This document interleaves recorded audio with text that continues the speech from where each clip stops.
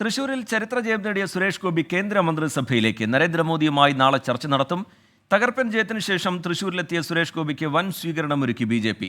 തൃശൂർ നഗരത്തിൽ സുരേഷ് ഗോപിയുടെ road show ഇപ്പോഴും നടക്കുകയാണ്. അശ്വിൻ പാലാഴി ചേരുന്നുണ്ട് വിവരങ്ങളുമായി. അശ്വിൻ, BJP അക്കൗണ്ട് തുറന്നതോടെ വലിയ ആഹ്ലാദത്തിലാണ് പ്രവർത്തകർ. പരമാവധി പ്രവർത്തകരെ പങ്കെടുപ്പിച്ചുകൊണ്ട് റോഡ് ഷോ, ആഹ്ലാദ പ്രകടനം. എന്താണ് അവിടെ നിന്നുള്ള കാഴ്ചകൾ അശ്വിൻ?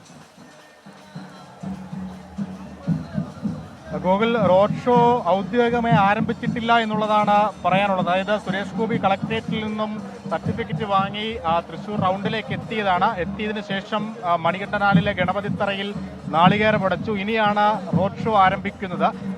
അവിടുത്തെ ക്ഷേത്രത്തിനുള്ളിലെ ചടങ്ങുകൾക്ക് ശേഷം അദ്ദേഹം ഇപ്പോൾ പുറത്തേക്ക് ഇറങ്ങിയിട്ടുണ്ട്.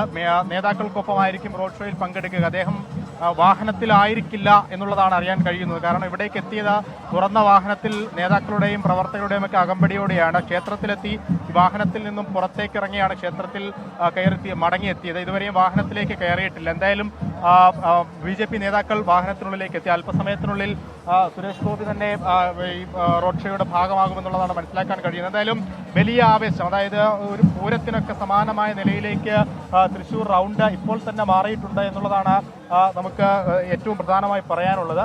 10,000-കണക്കിന് ആളുകൾ ഈ റോഡ് ഷോയുടെ ഭാഗമാകാൻ എത്തിയിട്ടുണ്ട് എന്നുള്ളത് ദൃശ്യങ്ങളിൽ നിന്ന് നമുക്ക് വ്യക്തമാണ്. ആവേശം അതിൻ്റെ പരകോടിയിലേക്ക് എത്തിയെന്ന് തന്നെ പറയാം. വാദ്യമേളങ്ങളും ഒപ്പം അതിന് അനുസൃതമായ മറ്റ് കലാരൂപങ്ങളും എല്ലാം തന്നെ ഈ റോഡ് ഷോയുടെ ഭാഗമാകുന്നുണ്ട്. അല്പസമയത്തിനുള്ളിൽ സുരേഷ് ഗോപി ഈ റോഡ് ഷോയുടെ ഭാഗമായി എത്തും. അശ്വിൻ പാലാഴി വിവരങ്ങൾ നൽകുകയായിരുന്നു തൃശ്ശൂരിൽ നിന്ന്.